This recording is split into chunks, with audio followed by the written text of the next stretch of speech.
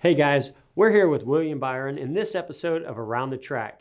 William is the driver of the number 24 Chevrolet for Hendrick Motorsports, car that I'm very familiar with.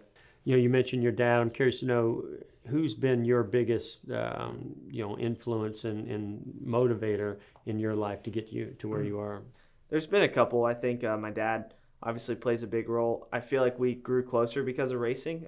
He at one point had to drive me to the track. So when I was 15 years old, he's dropping me off at the track or we're talking about You're not the old race. enough to drive a street car, but you can drive a race car 200 miles per hour. So that was different. But then, I grew out of that. I started going to the track on my own.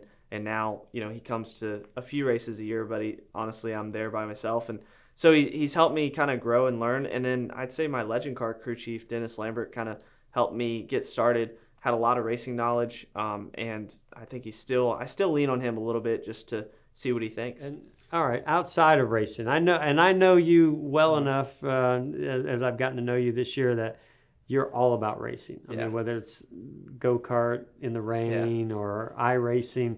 I want to know about William away from racing. What are some of your I think you like golf, but what else do you like to do? Well, I like golf. I like girls. I like normal things as a 20-year-old. But I think really hanging out with my friends. I got a lot of friends that go to whether it's Chapel Hill or UNC Charlotte. A lot of schools around here, so we like to hang out. We like to go play football. So I'm a pretty normal kid when it comes to those things, and just the not normal thing is that I'm racing cars at 200 miles an hour. And a lot of people don't know you were a football player. Yeah.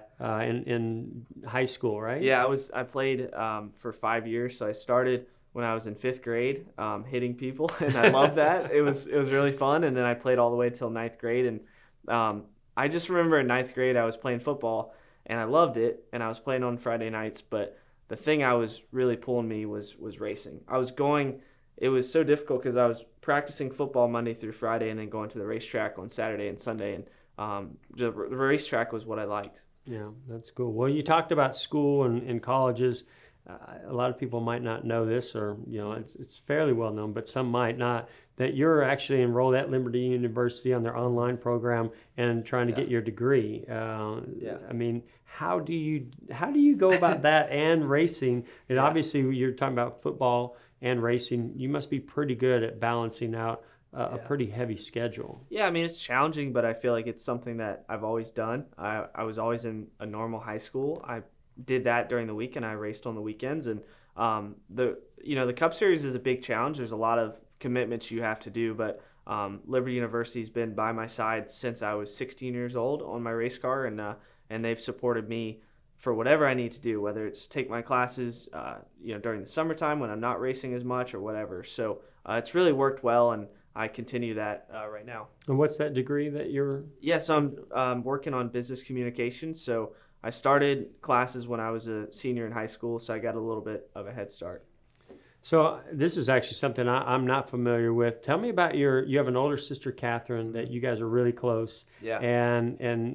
But now that you're this big time, full time race car driver traveling all over, how do you guys stay in touch and what's that relationship like? Yeah, we always joked when I was a kid that she would be doing something totally different than me, and we'd be in two different ends of the country. And it's true, because she works up in New York City, and I'm in the South racing cars and all over the country. So she works for Madison Square Garden, and I try to go up there and see her a little bit, try to visit her in New York. Her lifestyle's a lot different, but we keep in touch. She usually comes to Watkins Glen and Pocono, so that's a lot of fun. Is she a race fan? Yeah, I mean, how much knowledge does she have of racing? She likes it. She's smart enough to figure out the strategy and things like that. So she'll say things we'll like, put her on the box the next time she's in Watkins Glen, help her with the strategy. Yeah, she'll talk about, why'd you guys do that, or what, or that worked really well, things like that. So she has a little bit of an idea. That's cool. Yeah. William, thanks for joining us on you. Around the Track. Sure. It was great to spend some time with you and get to know you a little bit better, and best of luck as you get out there on the track in 2019. Appreciate it.